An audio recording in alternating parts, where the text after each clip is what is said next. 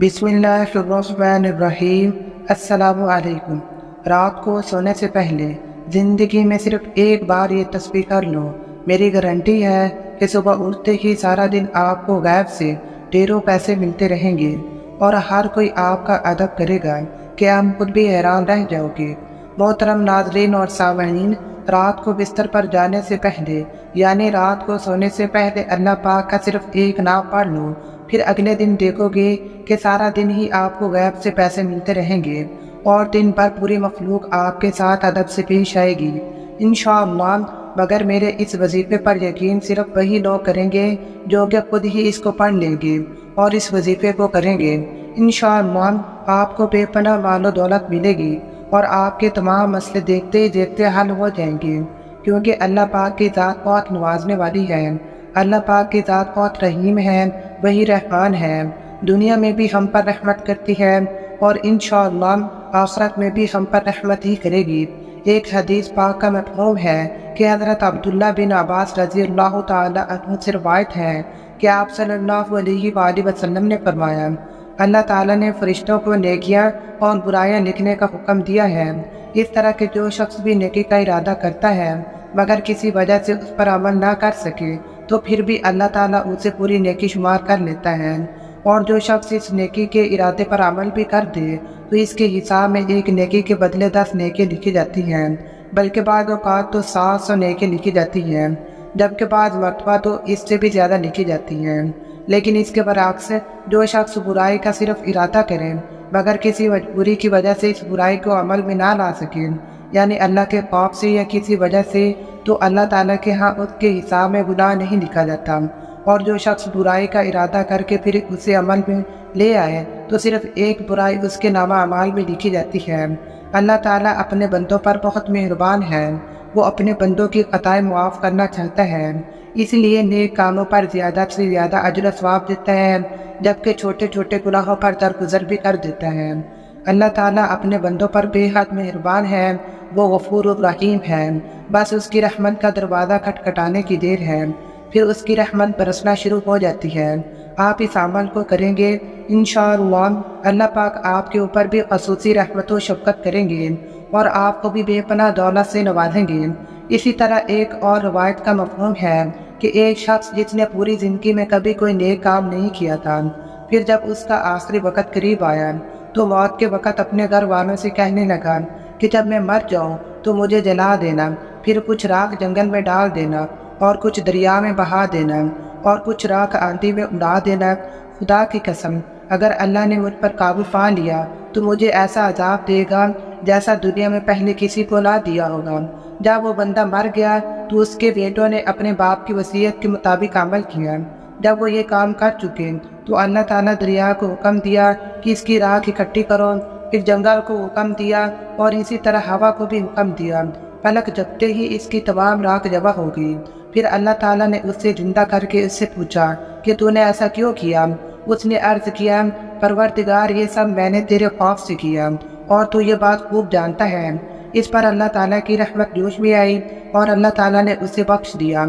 अगरचे उस शख्स की वसीयत गलत थी मगर अल्लाह ताला ने उसके खौफ की वजह से उसे बख्श दिया जो उसे क़यामत के दिन अल्लाह के सामने खड़ा होने से था। मोहतरम नाज़रीन, इससे ये साबित होता है कि अल्लाह ताला से खौफ खाना अल्लाह की रहमत को मुतवज्जह करता है। अल्लाह ताला की रहमत बहुत वसी व अरीज़ है। आप जो भी मांगते हो अल्लाह पाक अता करता है। बस आप इस अमल को अच्छी तरह कीजिए, इंशाअल्लाह आपको भी बेपनाह दौलत, इज़्ज़त और शोहरत मिलेगी। अब मज़ीद वक़्त ज़ाय किए इस अमल का तरीक़ाकार जान लीजिए और कुछ एहतियात भी जान लें कि आपने इस अमल को सिर्फ रात के वक़्त करना है। सोने से पहले इस अमल को कर लेना है। ईशा की नमाज़ पढ़कर इस अमल को कर लें। ईशा की नमाज़ पढ़कर इस अमल को कर लें। फिर जैसे ही सुबह आपकी आँख खुलेगी तो सारा दिन गैब से मदद और नुसरत मिलती रहेगी। ये अमल बेशक आप बैठे हैं तब कर लें या आप लेट गए हैं तब भी कर लें, बस ईशा की नमाज के बाद सोने से पहले इस अमल को कर लें। जैसे ही आपकी आँख खुलेगी सारा दिन दौलत और इज़्ज़त मिलती रहेगी। ये अमल अभी मैं आपको बताऊंगा। آپ نے اپنی جگہ سے نہیں اٹھنا، اسی جگہ پر بیٹھے بیٹھے آپ نے اس عمل کو کر لینا ہے۔ صرف آپ کے 8 سے 10 منٹ ہی لگیں گے۔ اس پورے عمل کے دوران احتیاط صرف یہ ہے کہ آپ نے بولنا نہیں ہے، بس خاموشی کے ساتھ اس عمل کو مکمل کرنا ہے، پوری توجہ کے ساتھ کرنا ہے اور کامل یقین کے ساتھ کرنا ہے۔ کوئی مرد، عورت، بچہ یا پھر بوڑھا فرد کوئی بھی اس عمل کو کر سکتا ہے، اس میں کوئی پابندی نہیں ہے۔ اس کے علاوہ اگر آپ پہلے کوئی تسبیح کرتے تھے یا کوئی تسبیح کرتے ہیں، کوئی وظیفہ کرتے ہیں، اس کے فوراً بعد بھی اس عمل کو کیا جا سکتا ہے، اس میں بھی کوئی پابندی نہیں ہے۔ وہم میں نہیں پڑنا کہ ایک وظیفے کے بعد دوسرا وظیفہ کرنے سے شاید کوئی نقصان تو نہیں ہوتا، کچھ بھی نہیں ہوتا، بلکہ آپ کو فائدہ ہی فائدہ ہے، کامیابیاں ہی کامیابیاں ہیں۔ اس کے بعد آپ وظیفہ شروع کریں گے۔ سب سے پہلے پڑھیں گے اعوذ باللہ من الشیطان الرجیم بسم اللہ الرحمن الرحیم۔ آپ نے یہ 11 بار پڑھنے ہیں۔ نماز پڑھ کر وہیں بیٹھے بیٹھے یا لیٹے ہیں، جیسے بھی آپ کر رہے ہیں، بس آپ نے صرف 11 بار پڑھنا ہے اعوذ باللہ من الشیطان الرجیم بسم اللہ الرحمن الرحیم۔ یہ دونوں ایک ہی بار شمار ہوگا۔ پھر آپ درود پاک پڑھیں گے۔ یہ درود پاک بھی آپ نے صرف 11 بار ہی پڑھنا ہے۔ آپ نے نبی پاک صلی اللہ علیہ وآلہ وسلم کی ذات اقدس پر درود ابراہیمی پڑھنا ہے۔ اللہم صلی علی محمد وعلی آل محمد کما صلیت علی ابراہیم وعلی آل ابراہیم انک حمید مجید۔ اللہم بارک علی محمد وعلی آل محمد کما بارکت علی ابراہیم وعلی آل ابراہیم انک حمید مجید۔ اگر میرے کسی بھائی بہن کو یہ درود ابراہیمی نہیں آتا تو وہ کوئی سا بھی درود شریف پڑھ سکتا ہے، یا صرف اتنا بھی کہہ سکتا ہے صلی اللہ علیہ وآلہ وسلم۔ پھر یہ وظیفہ پڑھنے کا طریقہ کار جان لیں۔ اگر آپ کے آس پاس تسبیح ہے تو آپ اسے اٹھا کر اس کے اوپر شمار کر سکتے ہیں، اگر تسبیح نہیں ہے تو آپ ہاتھ کی انگلی کے اوپر بھی شمار کر سکتے ہو، اس میں کوئی پابندی نہیں ہے، بس آپ نے تعداد پوری کرنی ہے۔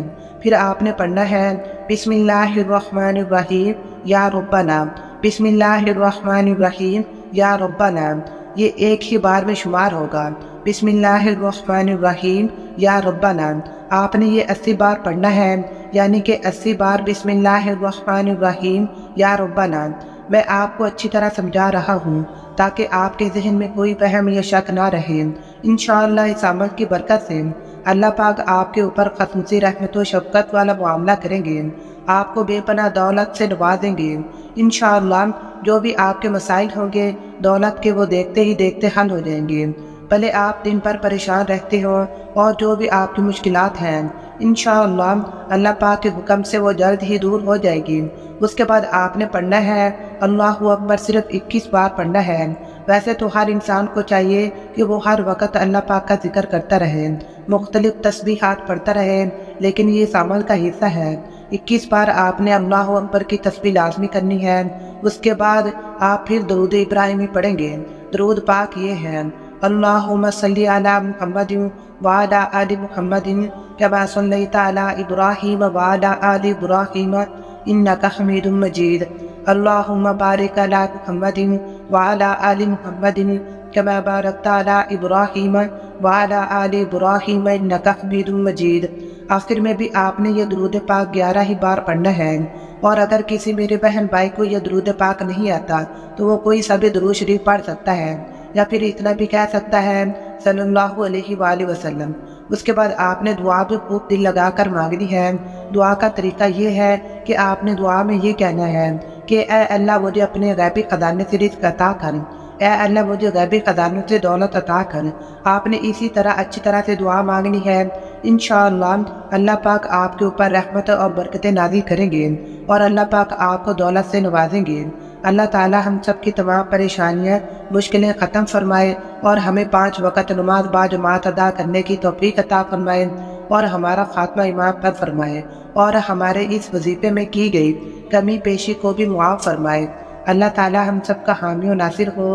السلام علیکم ورحمۃ اللہ وبرکاتہ۔